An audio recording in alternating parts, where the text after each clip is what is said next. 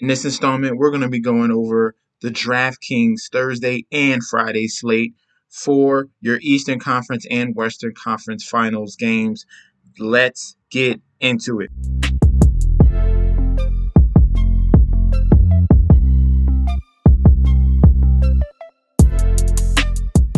Hey, yo! Welcome back to the channel. It's your boy Chef D, and I'm here to give you the winning ingredients for your Thursday and Friday slate we got going on DraftKings, okay?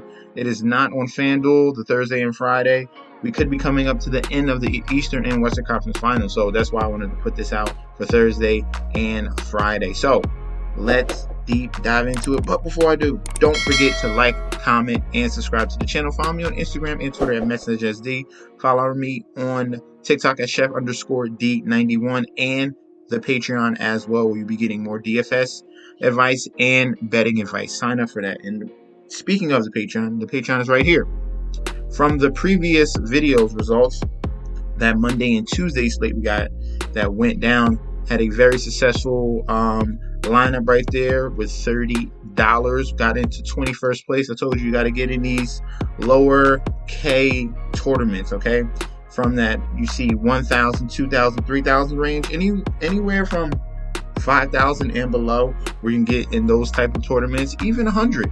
But those tournaments you're gonna have to pay more, okay, to get in. So if you're looking for below 100, but 5K and below, you have a higher chance of moving up and becoming first place. All right, taking a shot, definitely take a shot in those higher tournaments where it's 30, 40, 50,000 people or 50,000 entries. You can take a shot at that, yes, but just know your percentage of winning are a little bit low, are probably more lower, not a little bit, it's greatly lower, okay?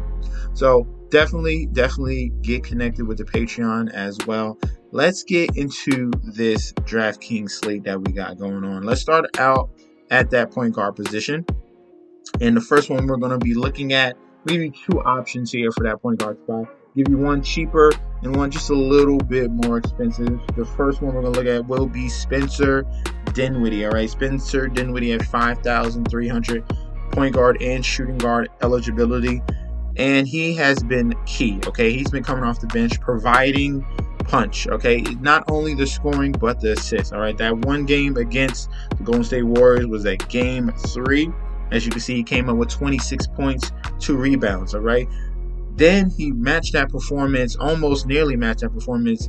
He struggled with his shooting, was 2 of 7, 28%, but he applied the assist game, all right? 10 points, 8 assists, 3 rebounds, almost got you a double-double in that performance. They're going to need him coming off the bench, providing that punch, going up against this highly powered Golden State Warriors team. If they want to survive to get back to Dallas for Game 6, they're going to need their casting crew to come up big again, and that means Spencer Dinwiddie. So I like him at 5,300, a cheaper option at point guard, because it's really hard to choose anyone on Miami. Just being completely honest, they have totally given up. They have literally they don't even try. That game was ugly. That Miami Heat and Boston game in Miami, for your team not to show up yet again. Jimmy Butler don't even care. He's throwing up airball threes. He's missing layups. The only person that did show up was Bam Adebayo, who we'll get to a little bit later. But God, Kyle Lowry's done. I don't know what happened from you going from Toronto to Miami, but you used to be able to knock down threes. You was like a clutch player. Let's continue on with the video, man. Next player at point guard position will be Marcus Smart at 7,400. I think they're going to put their foot on the necks of the Miami Heat, and that's Marcus Smart. That's going to be Jason Tatum. That's going to be the whole cast and crew, okay? 7,400 for Marcus Smart. I think he bounces back in this one. Obviously, they've been giving him rest days in between, so when he comes back, he's not, fully, engaged, and he struggled in this prior game that we had on Wednesday. 5 points, 4 assists, and 5 rebounds. I think he comes back home in Boston, and I think we see the Marcus Smart that's knocking down threes, as you see in that game 1, 5 of 12, and in that series against the Milwaukee Bucks, 5 of 9. So you see those outbursts of the three-point shooting ability from Marcus Smart. I think we see that in probably this is going to be the closeout game. All right, sorry.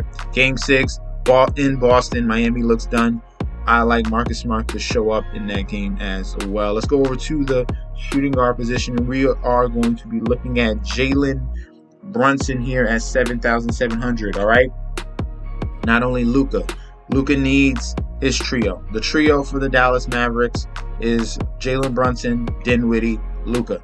Those are the three key guys that really get the engine going. He has been priced up to 7,700. So we do see an increase, and that's for a reason, because he's going to take a high shot volume. And the key for JALEN BRUNSON is being aggressive, getting down low, taking Steph down low, getting him into foul trouble. That's where we see JALEN BRUNSON succeeding. I think they're going to have a big performance from their number 2 guy in this offense, JALEN BRUNSON, who's going to get paid very well. So he's going to have that motivation on his side as well. He has played outstanding in this playoff run. So I like JALEN BRUNSON at 7,700. Hopefully we get a similar 40-point fantasy performance from him in this crucial game to get back to Dallas. So we will see on that. But I do like JALEN BRUNSON at a medium price of 7,700. Let's move on to that small forward position, and we will be going with Dorian Finney-Smith. All right, it was pretty much Dorian Finney-Smith or Reggie Bullock. The key with Dorian Finney-Smith is he provides me peripherals. All right, Reggie Bullock is just a 3-point shooter. Dorian Finney-Smith can give me rebounds, he can give me assists, he can give me a steal or a block here and there, but the points just need to increase. He's usually around 10 to 15 points a game. He's supposed to be around that range, and I think he can bring that to us in this game right here against the Golden State Warriors. Their backs are against the wall. We're gonna see this Dallas Mavericks team scratch and claw. They will not go out without a fight. Okay, they're not like the Miami Heat. At least Dallas has Luka Doncic. Miami Heat, Jimmy Butler, yeah, but he's totally given up. He has totally given up. So Dorian Finney-Smith as one of the role players here, I see him stepping up at this new price of 5,700. Hopefully we get a performance of 40 fantasy points, which he did against Phoenix.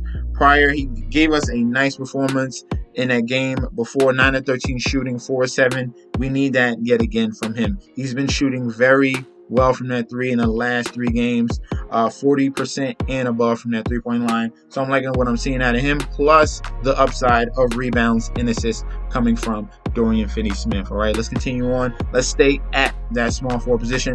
The next guy we're going to look at is Andrew Wiggins. I see Andrew Wiggins bouncing back from the worst performance that he's had this series, pretty much. All right, so we're just going to go with what we've seen from the past games: 11 of 20, 5 of 14, 8 of 17, putting up aggressive numbers with points, rebounds, and assists, giving us a block and a steal in back-to-back games in those first 2 games of the series.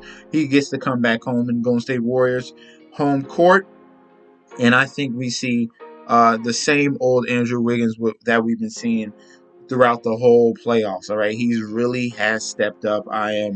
We're seeing a whole new Andrew Wiggins here, something that we expected from his draft capital when he first got drafted. So Andrew Wiggins at 7K, I think he bounces back. That's why they moved his price up, because this is the proper price for Andrew Wiggins. He's been the most consistent Golden State Warrior, obviously, other than Steph Curry.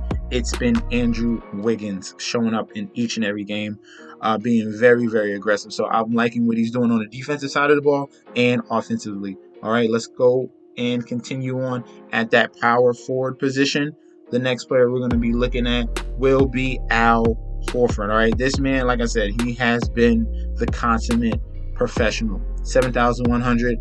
Even when he has poor games, he comes back and he's just super consistent. All right, for someone that you're going to pay for in salary, a lot of these guys are just up and down, up and down, up and down. Al Horford has stayed consistent. 49 in that game too, 34 and then 38. Just give me what I pay for. If I'm paying 6,500 or 6,800, you give me right around that 35 to 40 range. That's all I need, all right? It's limited options in these playoffs. Give me someone that's going to give me what I pay for, and that's Al Horford. He does it not only in the scoring points, he gets big rebounds, as you can see in prior games, 13 and 14 rebounds. He's chipping in with assists. He has 2, 4, and 3 blocks in the last 3 games, a steal in that prior game before. So Al Horford, he sees that the Miami Heat are weakened. He sees his prey, and he will attack Al Horford at 7,100. I'm loving him as a power forward play. Let's move on to the center position, and we will be looking at Bam Adebayo. All right, Bam Adebayo has been, I can't even say the most consistent, but he has looked the most aggressive out of all these Miami Heat in the last 3 games, pretty much. That 31-point performance. He didn't show up in, game 4? He did not show up in game 4, but I liked what I seen out of him in this previous game in game 5. A nice double-double, 18 points, 10 rebounds. We have limited options at that center position. You can go with Kevin Looney, but Bam Adebayo has higher upside. If the back's against the wall, he has the matchup ability to take advantage of, and you saw what he was able to do in game 5. A nice 18 and 10, 1 block, 1 assist. With them struggling shooting the basketball, their next best option is taking it down low, and that's going to be Bam Adebayo. If they want to keep this game even a smidget close in Boston, I can go with Bam Adebayo at 6,700. We're getting a nice discount on his price as well. That's why I looked at him from 7,800 to 6,700. That's well over $1,000 in salary that we're getting a discount on. So give me Bam Adebayo at that center position. Let's go over to our value plays. The next value play, the first value play we're going to be talking about will be Gabe Vincent. Okay. We're gonna have to go to the Miami bench pretty much. The starters are trash. Max Strus went off the court, and I don't know if he is going to be 100%. So that leaves Gabe Vincent to take those minutes. He has been someone else that has stepped up. All right, now it's been Gabe Vincent, it's been Duncan Robinson. Okay, these are the 2 Heat value plays. I don't know what happened to Victor Oladipo. He's not showing up no more. We're gonna go with Gabe Vincent at 4,200, and we're going to go with Duncan Robinson, okay? Where they should have been playing, but you're struggling. You should have been playing this guy, man. He should be starting, all right? He should be starting. If you want to give yourself a chance, Miami Heat, start Duncan Robinson in this game 6, okay? He's cooking a little bit. He's getting started. 4 of 8 shooting we saw in game 4, and then 3 of 10. At least he's getting his shots up. At least he's getting the attempts up, and you see the ability that what you paid this man $90 million for. So we're going to go with these 2 value plays, Duncan Robinson at 3,600 and Gabe Vincent at 4,200. If I had to choose one or the other, I'd rather have Duncan Robinson because I think they're going to go down with their guns blazing, and that means they're 3-point shooters, and that's their best 3-point shooter is Duncan Robinson, especially if we don't have another game with no Tyler Hero. So we don't know about Tyler Hero yet. I'm just waiting on news on that. If he gets back into the healthy, then we can obviously go to him. If not, we're going to be leaning on Robinson and Gabe Vincent. All right, the next value play we're going to be looking at is Derrick White. All right, Derrick White, as soon as he had this baby, this newborn kid, he has been coming on a roll, back-to-back games, 39 fantasy points in that start that he had to take away from Marcus Smart, who was injured. And then in the next game, 27.25. We're getting him at a nice salary of $5,000. 14, 5, 1 rebound, 1 block, and 2 steals. He's being active on the defensive side of the ball. He's making smart plays with the assists, 5 and 6 in the back-to-back games. He chipped in with 8 rebounds in that previous game 4. So I'm liking what I'm seeing out of Derrick White. Newly motivated Derrick White. He's showing up of what he used to do with the San Antonio Spurs, now doing it with the Boston Celtics. I like him as a value at $5,000 in salary. And then our last value play before we get to the lock of the night, that will be Jonathan Kuminga. Okay, no Otto Porter. That means minutes to Kuminga. All right, his athleticism. Yes, he's useful player that we got right here. He's still learning, but he is very, very capable. In that previous game against Dallas, 22 minutes we saw, 17 points, 8 rebounds, 1 block, okay?